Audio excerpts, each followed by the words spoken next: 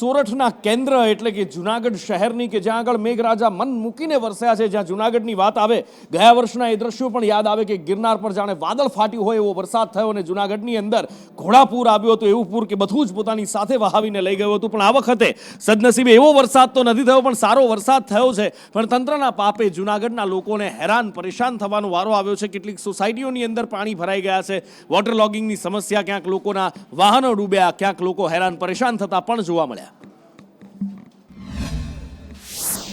આજે બપોર બાદ ધમાકેદાર વરસાદની એન્ટ્રી થઈ હતી અને ખાસ કરીને જે ભીગ હતી તે અત્યારે સ્પષ્ટ દેખાઈ રહ્યું છે। દુરેશનગર શીતલનગરનો આ વિસ્તાર કે જ્યાં અત્યારના સમગ્ર જુનાગઢનું પાણી એકત્રિત થઈ રહ્યું છે અને ખાસ કરીને અહીંથી પાણીને ડાયવર્ટ કરવામાં આવ્યું છે, જેથી શીતલનગરના રહેવાસીઓ જે છે તે ભારે મુશ્કેલી મુકાય છે। ખાસ કરીને એક જ ગલીમાંથી આ પાણીને ડાયવર્ટ કરવામાં આવ્યું છે, ત્યારે અહીં જે રહેતા લોકો છે તેમના ઘરોમાં પાણી ઘૂસી જાય તેવી પરિસ્થિતિનું નિર્માણ થયું છે। અત્યારના જો આપ જોઈ શકો છો તેના જે છે ઘૂંટણસમાં પાણી અત્યારના જે છે તેમાં લોકો ઉભા છે। ખાસ કરીને આપણે લોકો સાથે વાત કરીએ કેવી મુશ્કેલી પડી રહી છે। આ એક વર્ષની સમસ્યા નથી, આ છેલ્લા 15 વર્ષની સમસ્યા છે અને આની 15 વર્ષની અરજીઓ પણ મેં મહાનગરપાલિકાને આપેલી છે।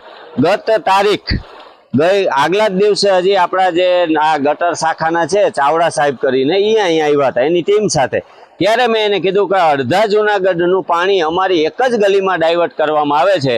અહીંયા જો આ ઢાંકણા પણ આજે બંધ છે, એ ઢાંકણા કોઈ ખોલતા નથી, પાણી જવાની કોઈ વ્યવસ્થા જ નથી, કોઈ ઘરમાં કરવા વાળું નથી।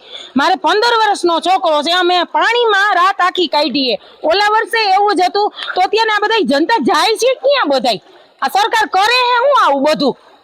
એને જરાક તો અમારી અમે ધ્યાન દેવું જોઈએ ને। મનીષભાઈ અવારનવાર અરજી દીધી તોય પણ છતાંય કોઈ અમને કાંઈ સહાયતા દેવા તૈયાર જ નથી। ગયા વર્ષે બી આવી રીતના થયું હતું કે બધું જુનાગઢનું પાણી અહીંયા અમારા ઘરમાં છે, ઘરના અંદર, અને મારા ઘરમાં કેટલું નુકસાન થયું મને ખબર છે, બરાબર? મારા એકમાં નહીં, બધાના ઘરમાં થયું છે નુકસાન।